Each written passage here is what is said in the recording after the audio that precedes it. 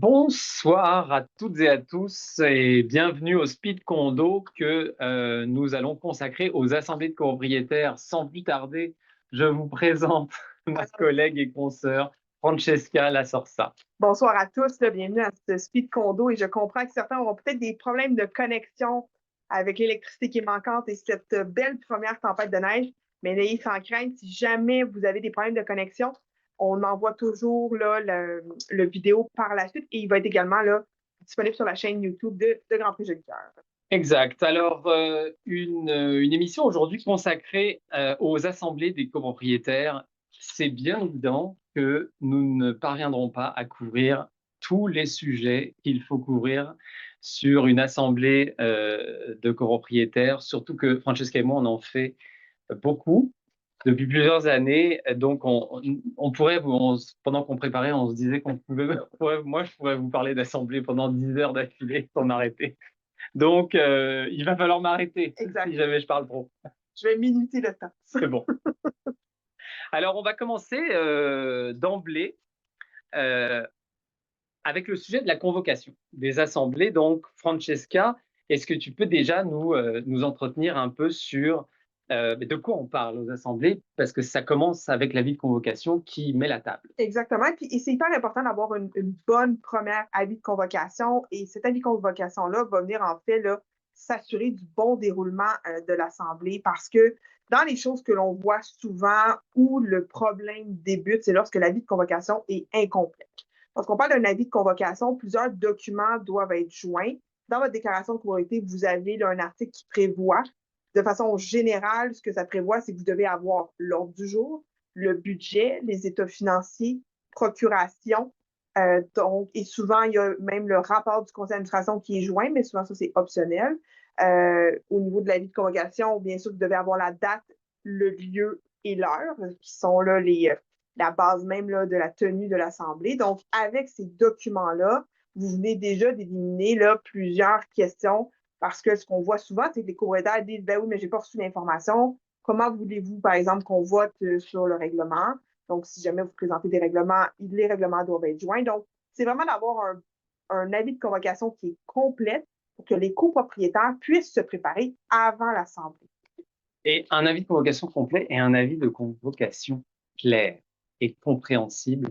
Ça, c'est un point sur lequel j'insiste beaucoup. Je vais beaucoup insister là dans les 30 minutes qu'on va passer à vous parler de ça.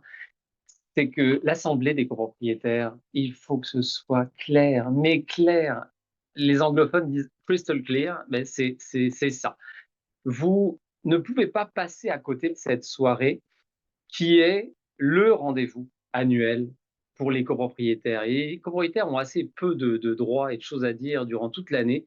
Mais alors, la soirée de l'Assemblée, il faut leur préparer ça d'une manière très rigoureuse et très professionnelle. Donc, là, ça commence avec l'avis de convocation.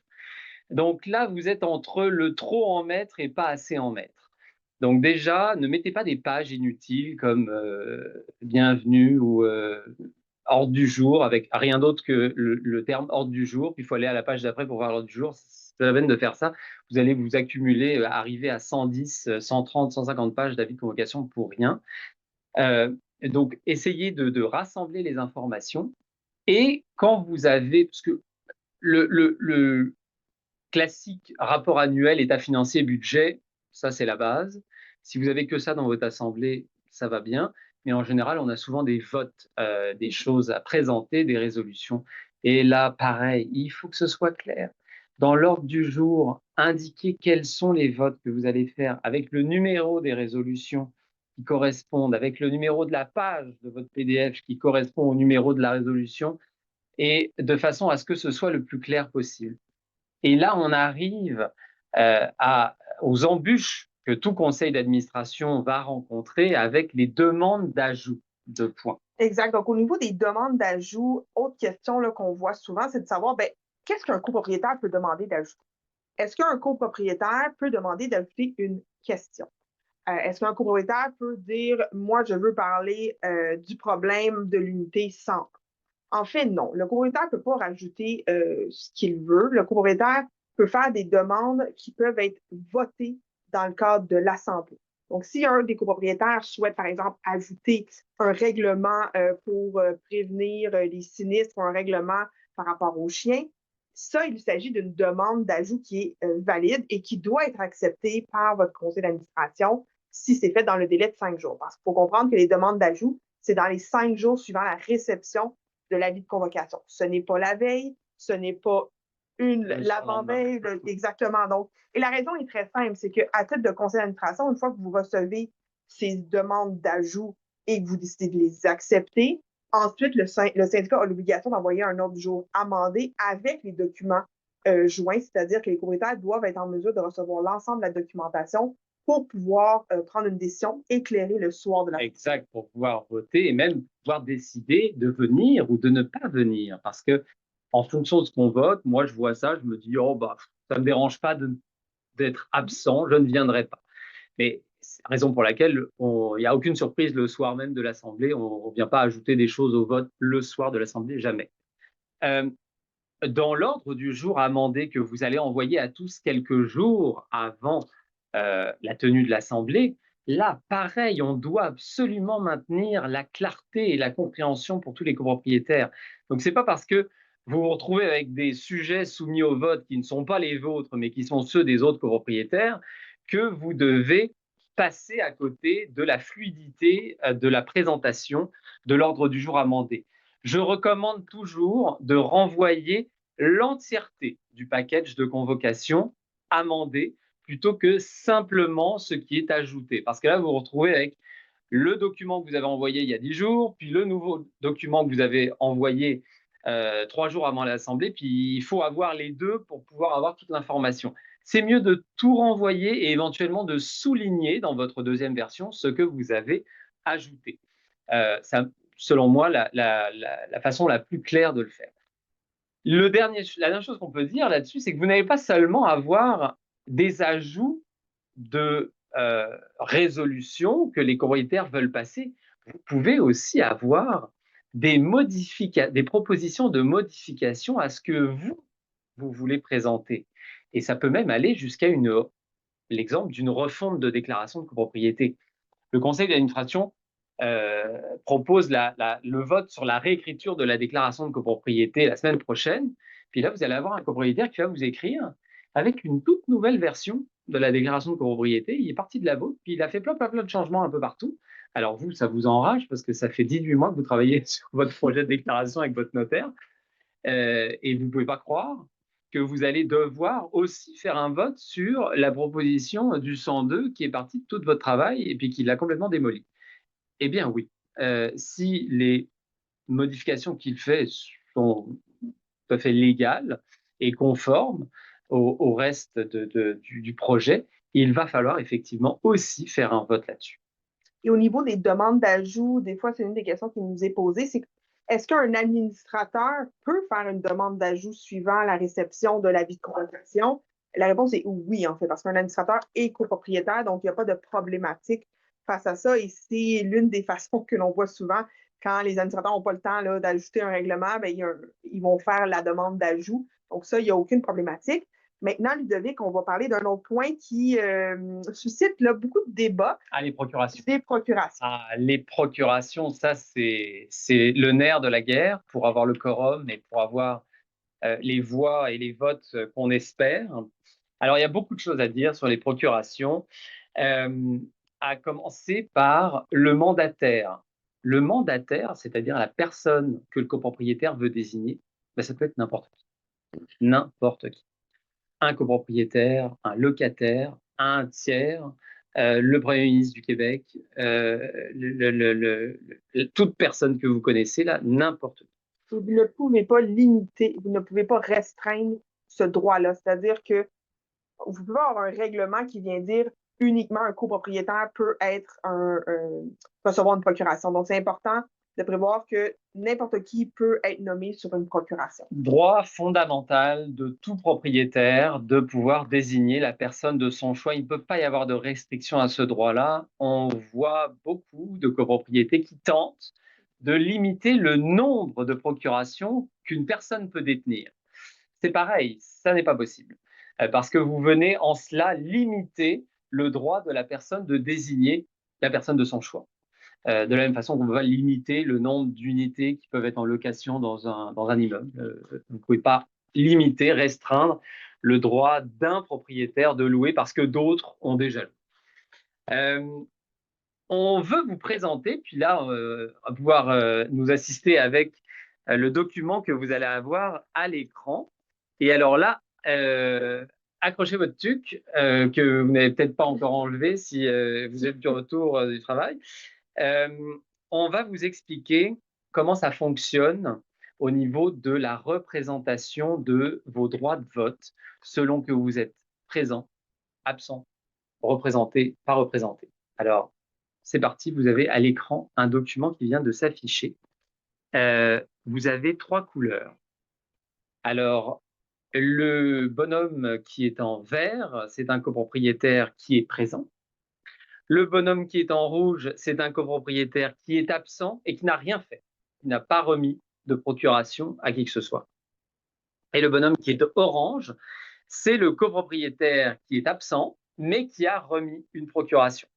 Alors allons-y avec le premier cas, qui sont les 2 verts. Exact. Qui est le cas le plus simple, c'est dans le cas où que les 2 copropriétaires sont présents.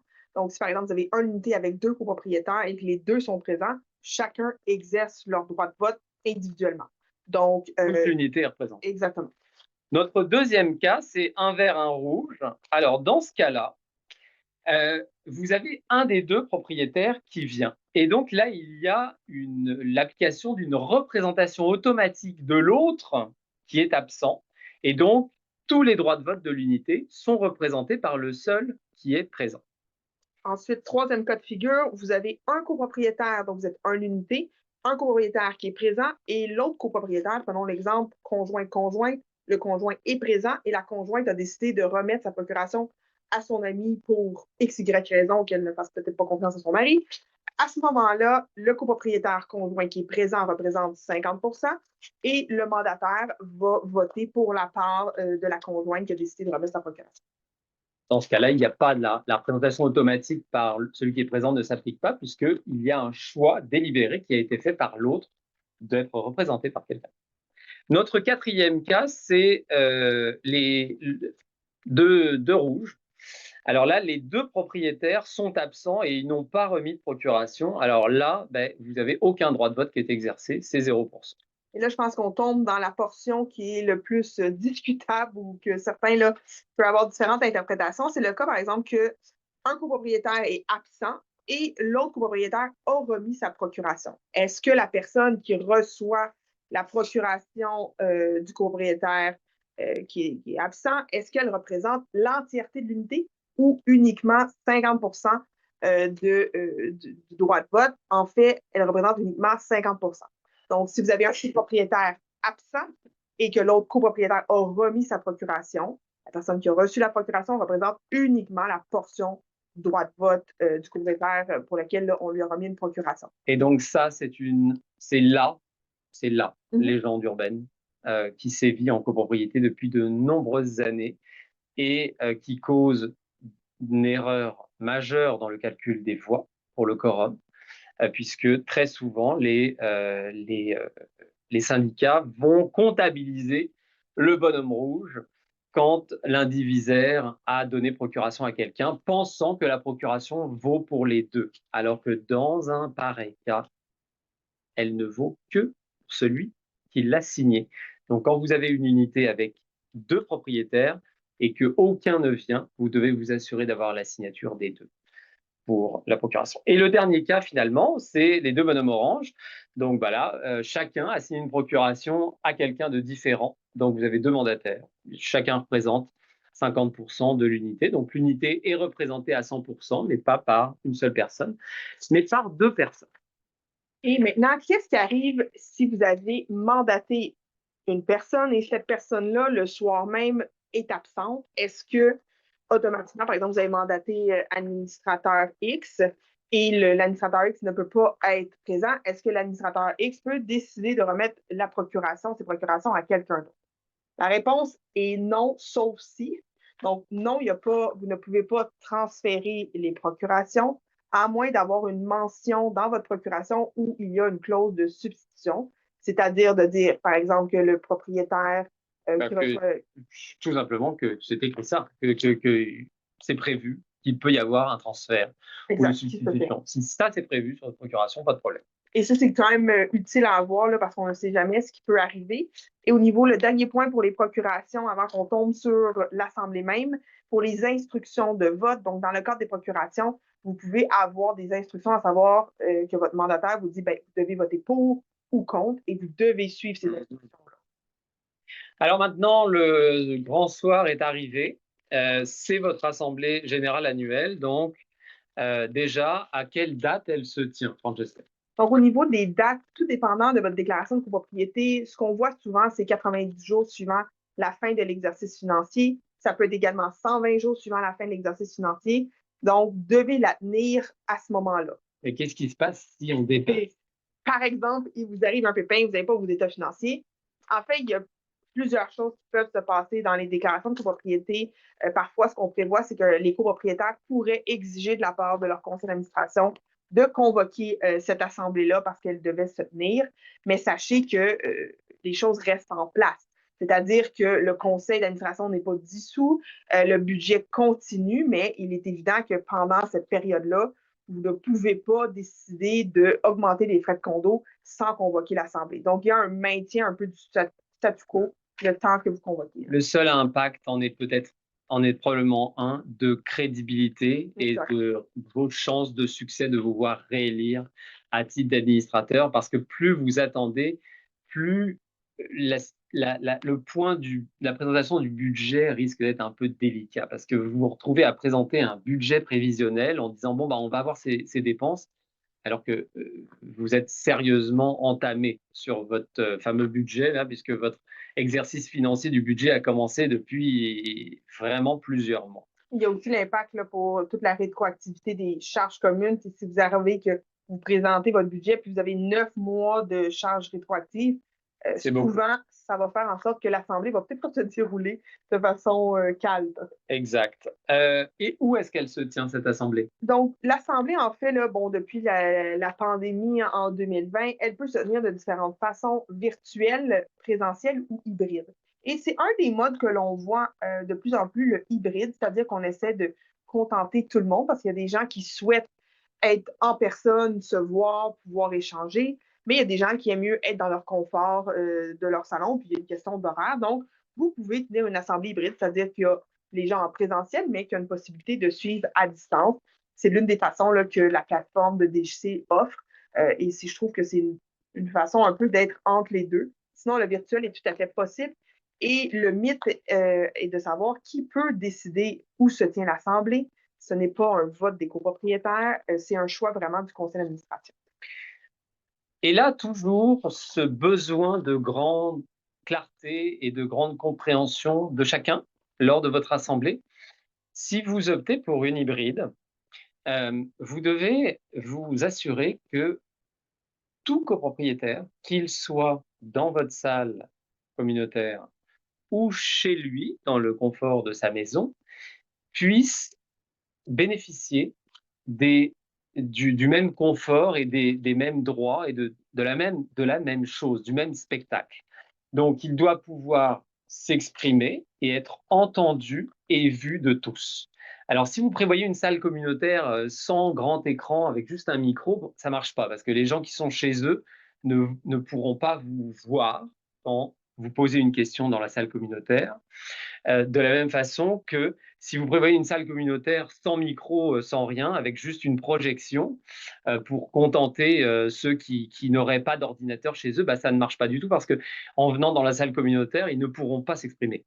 Donc, vous devez vraiment vous assurer, prendre ce soin-là d'être certain que les copropriétaires vont être traités sur le même, même niveau, avec les mêmes outils, qu'ils soient chez eux ou qu'ils soient dans la salle.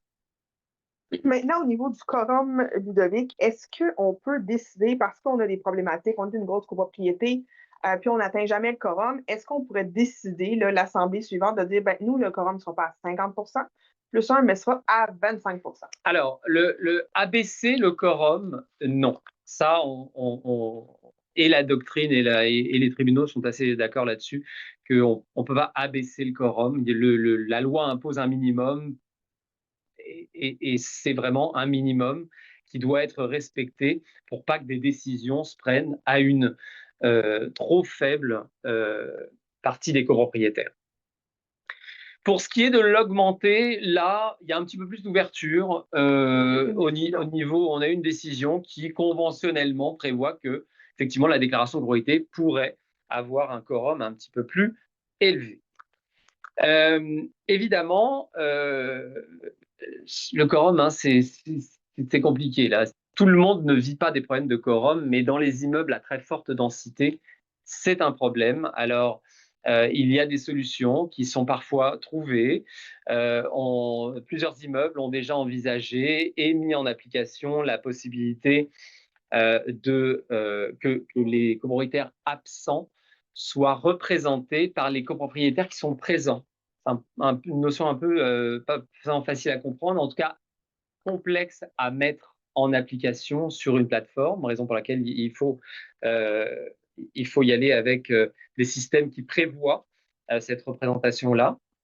Mais c'est une modification, ça, que vous devez faire au niveau de votre règlement, mais qui doit être bien encadré pour respecter les droits des copropriétaires qui doivent toujours pouvoir indiquer qu'ils ne veulent pas être soumis à cette représentation par les présents au cas où ils seraient absents. Bon, ça c'est un sujet, un sous-sujet dont on pourrait encore parler. Donc je passe au suivant. Que se passe-t-il si on perd le quorum ou qu'on ne l'a pas? Donc, au niveau de la perte de quorum, bon, il y a la loi qui le prévoit, donc l'article 1089, là, pour ceux qui aiment connaître l'article de loi. 1089 prévoit que s'il y a une perte de quorum et qu'un copropriétaire demande l'ajournement, à ce moment-là, l'Assemblée doit être ajournée. Il y a des déclarations, il faut faire attention, il y a des déclarations de copropriété qui exigent de la part du président d'Assemblée que dès qu'on constate la perte du quorum, à ce moment-là, il doit ajourner, donc il n'y a pas de choix. Si vous n'avez rien de ça, c'est la loi qui s'applique, donc 1089, qui prévoit en fait qu'un copropriétaire doit le demander. Maintenant, c'est sûr que c'est très délicat de poursuivre une assemblée n'ayant plus le quorum, surtout quand il y a des votes. Si on a des votes à 75 et plus, donc des votes à 1097, ça devient très délicat de poursuivre l'assemblée parce que ce que 1089 dit, c'est que dans le cas d'une assemblée de rattrapage, les votes sous 1097 ou 1098 ne peuvent pas être faits dans une assemblée de rattrapage. Qui n'a pas 50% des votes. Exact. Donc, si jamais vous perdez le quorum, c'est sûr que tentez là, de le regagner, mais sinon, souvent, là, surtout si vous avez des votes, si on parle juste de vote à 50 vous pouvez poursuivre l'Assemblée, mais sinon, là, ce serait de la journée et de reporter malheureusement. Alors, pour ce qui est de la langue, le code français, anglais, ça c'est un grand sujet aussi, la langue en assemblée de copropriétaires. Évidemment, c'est le français, puisque nous avons grand plaisir d'honorer la langue française au Québec. Il y a eu beaucoup d'évolutions par rapport à ça à cause du format des assemblées. Évidemment, dans le temps, c'est-à-dire avant 2020, quand les assemblées n'étaient que présentielles, les copropriétés, je vous parlais là des copropriétés où il y a une plus grosse portion des copropriétaires qui sont anglophones, unilingues ou qui ont plus de difficultés avec le français, parce que les copropriétés où il n'y a pas de difficulté avec le français, évidemment, c'est en français et puis ça va bien. Mais pour les copropriétés où il y a plus d'anglophones, eh bien, on devait tenir l'assemblée dans les deux langues, ce qui allongeait énormément le processus.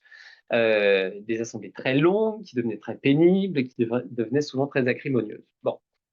Avec l'arrivée du virtuel, dans les premières années, on a réussi à développer des salles de traduction simultanées. Donc, il y avait des traducteurs dans une autre salle et donc le copropriétaire avait le choix, soit il restait dans la salle principale qui était tout en français, soit il se rendait dans une salle de traduction virtuelle, là, où il continuait de voir la salle principale, mais il entendait la traduction en anglais seulement. Pareil, un processus qui fonctionnait très bien, mais coûteux, puisque étonnamment, il y avait très peu de bénévoles pour faire la traduction, et donc les syndicats devaient recruter des traducteurs officiels qui coûtent quand même assez cher. Et donc là, depuis quelques mois, depuis quelques semaines en fait, nous avons développé là l'arrivée des sous-titres générés par robots qui font en fait de la traduction simultanée, sous-titrée en anglais, de ce qui est dit en français. Alors ça, c'est, en tout cas là, après l'avoir expérimenté, je peux dire que c'est le futur. Que ça va bien. Ça va bien, parce que ça permet de faire une assemblée courte que vous ne faites qu'en français et qui contente les copropriétaires anglophones ou unilingues anglophones euh, qui peuvent, somme toute, relativement comprendre ce qui se passe en assemblée. Évidemment, pour ceux qui restent en présentiel, eh bien, une traduction toujours des deux langues est requise.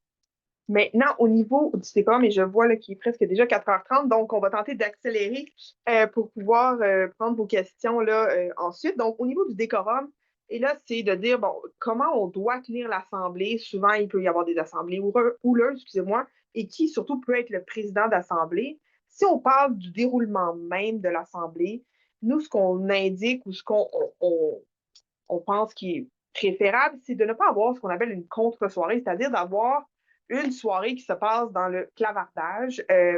Dans le cadre d'une assemblée en présentiel, il y a une voie de communication, c'est-à-dire la voie orale, c'est-à-dire les courriers prennent la parole, disent ce qu'ils ont à dire. Si en plus, durant l'assemblée virtuelle, vous avez des gens qui clavardent pour avoir été présidente, c'est pas évident à suivre. Et là, vous avez comme deux soirées qui se passent, puis revient au niveau de la question du procès verbal. Est-ce que le procès verbal doit contenir tous les échanges qui se sont passés dans le clavardage? Parce que souvent, les échanges qui se passent, on se répond aux questions. C'est impossible. Et en fait, l'excuse, le prétexte, c'est souvent le même, c'est de dire ah bah s'il y a des problèmes techniques, on en parle dans le clavardage. Si c'est une très bonne idée sur le papier, cependant c'est impossible de contraindre un copropriétaire de n'exprimer que ses problèmes techniques sur un clavardage. Il y a nécessairement un moment où ça va déraper et où les gens vont intervenir sur le contenu de l'assemblée. Et ça, on ne veut pas ça. Vous n'avez jamais vu en assemblée présentielle 15 personnes se passer des petits papiers d'un coup